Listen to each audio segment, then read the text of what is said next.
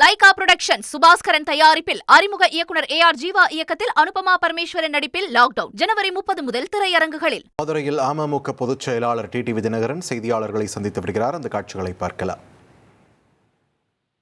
நான் பார்த்தேன், இப்பதான் பார்த்தேன். என்ன நேற்று சொல்லியிருக்காரா? அதான் இப்பதான் பார்த்தேன், எனக்கு வந்துருச்சு, போன்ல பார்த்தேன். அதாவது 86, 87 நான் அம்மா அவர்களோட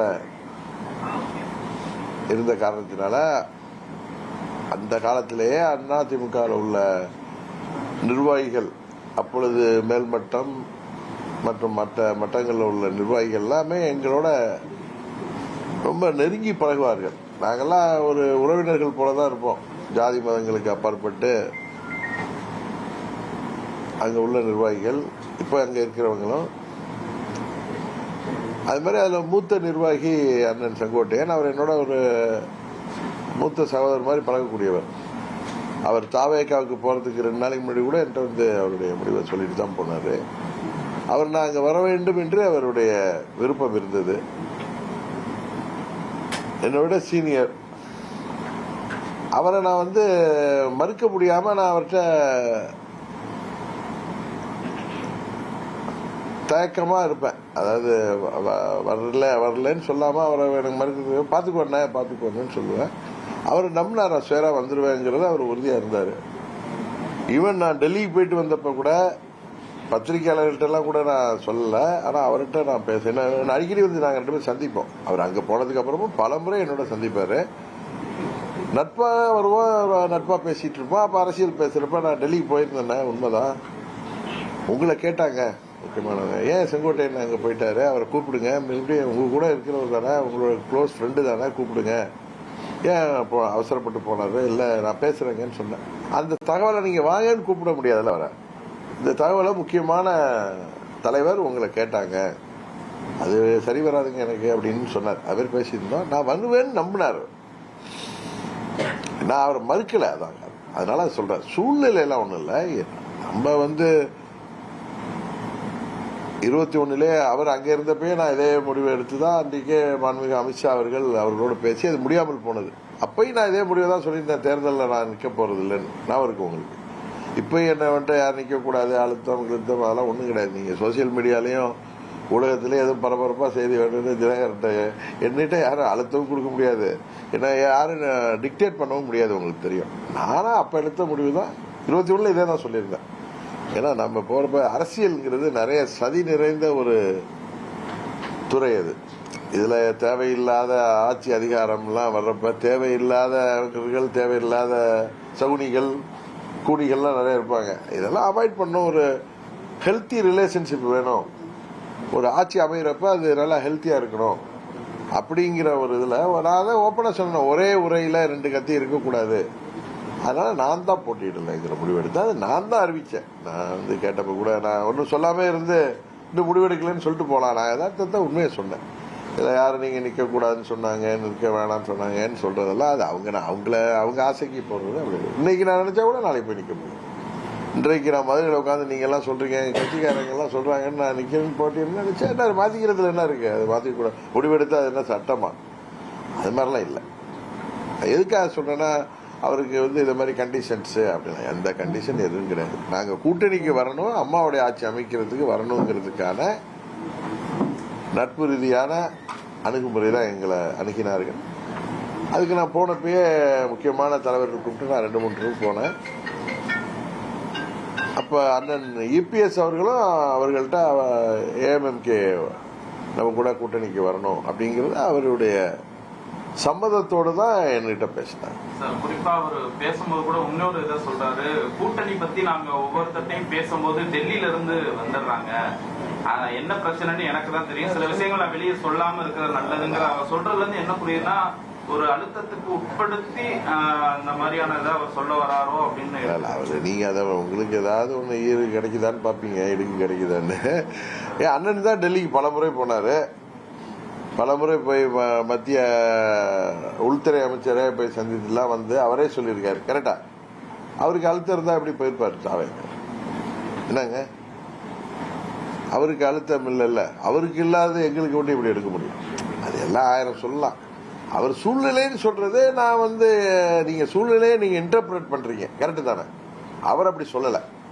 அவர் டெல்லி வந்து எல்லாரும் எங்கிட்ட பேசிட்டு தானே இருக்காங்க, அவர்கிட்டையும் பேசிட்டு தானே இருந்தாங்க. நான் என்ன சொன்னேன்ப்பா, நீங்க இந்த கேள்வி கேட்கறதுக்கூடிய அண்ணனை நான் பார்த்தப்ப, டெல்லி போயிட்டு வந்து பார்த்தப்ப, நான் 2-3 முறை போனேன். இந்த மாலை முரசு டிவியில வந்த சமயங்கள்ல இந்த மாதிரி வந்திருக்கேன்னு கேட்டாரு. ஆமாங்க நான் போயிட்டு வந்தேன்.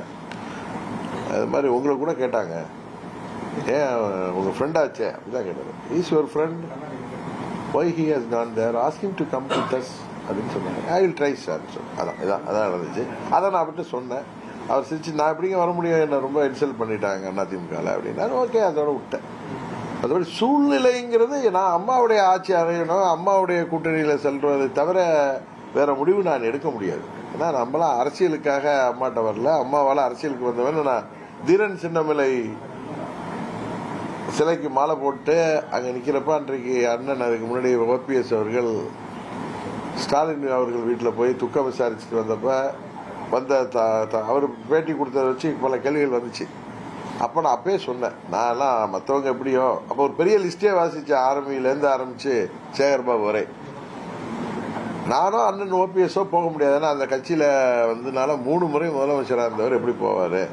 அது மாதிரி என்னை பற்றி அது மனசில் தான் எடுத்துருங்க, அழைச்சிருங்கன்னு சொன்னேன். நான் அந்த பேட்டியை நீங்கள் ரிவியூஸ் பண்ணிப்பேன். நானே இழுத்து சொன்னேன், நான் அம்மாவால் அரசியலுக்கு வந்தவன்னு சொன்னேன். அதனால் தனித்து நின்றாலும் நிற்பேனே தவிர வேற இடங்களுக்கு செல்வது என் மனசாட்சிக்கு ஒத்துக்காது. குறிப்பா ஓபிஎஸ் அவர்களை பாஜகவோட சேர்க்கறதுக்காக இன்னைக்கு ஐயப்பன் எம்எல்ஏ வந்து உங்களை பார்த்ததா சொல்றாங்க. இல்ல, ஐயப்பன் வந்து எனக்கு நல்ல நண்பருங்க. அவர் ஓபிஎஸ் கூட தான் இருக்காரு. நேற்று என்ன அங்க பார்க்க வந்தாரு. அவருக்கு வேற ஏதோ வேலை இருந்ததுன்னு போயிட்டாரு. திரும்பவும் இன்றைக்கு பார்க்க வருவதாக சொல்லியிருக்காரு. பட் அவர் வந்து அரசியல் ரீதியாக வரல. எனக்கு நல்ல நண்பர், என்கிட்ட பேசுவார். நாங்கெல்லாம் 2000 நான் பேரவை செயலாளர் இருந்தப்ப, அப்பொழுது தங்கத்தமிச்சர் மாணவரணி செயலாளராக இருந்தப்ப இவரை வந்து மதுரை புறநகர் மாவட்ட மாணவர் செயலாளராக அவரை நியமனம் செய்தார்கள் அம்மா. அப்போலேருந்து எனக்கு நல்ல நண்பர். அவர் என்ன நட்பு ரீதியாக அவர் ஏடிவிக்கிலேருந்து போய் பார்ப்பாரு, நிறைய முறை பார்ப்பாரு. ஏன் எங்கள் உசிலம்பட்டியில் எங்கள் அமமுக தொகுதி கூட்டம் நடந்தப்போ கூட எங்களோட வந்து கலந்துக்கிட்டாரு. இதை கூட வரேன்னு சொல்லியிருக்காரு.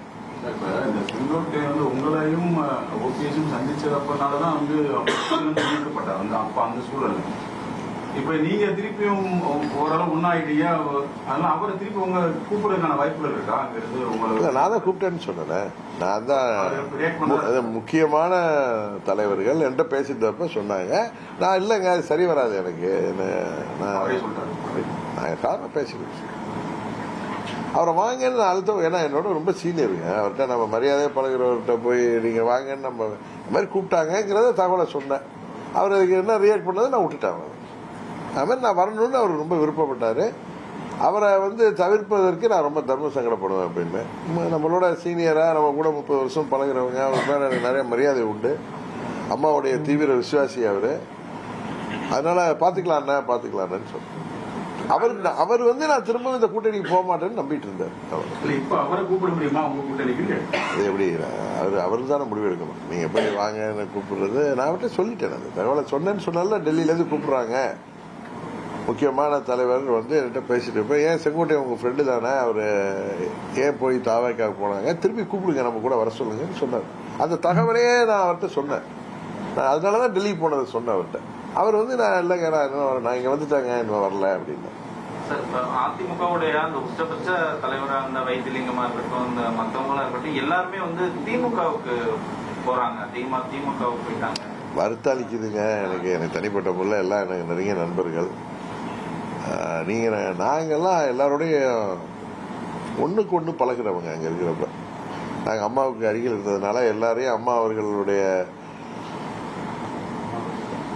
இன்ஸ்ட்ரக்ஷன் படி நான் எல்லாரோடையும் நடுநிலையா இருந்து பழகுவேன். ஏன்னா எனக்கு விருப்பம் இருந்தால் அது கட்சியையும் தலைமையையும் பாதிக்கும். அதனால நான் ரொம்ப நியூட்ரலா தான் இருப்பேன். லைகா புரொடக்ஷன் சுபாஸ்கரன் தயாரிப்பில் அறிமுக இயக்குனர் AR ஜீவா இயக்கத்தில் அனுபமா பரமேஸ்வரன் நடிப்பில் லாக்டவுன் ஜனவரி 30 முதல் திரையரங்குகளில்.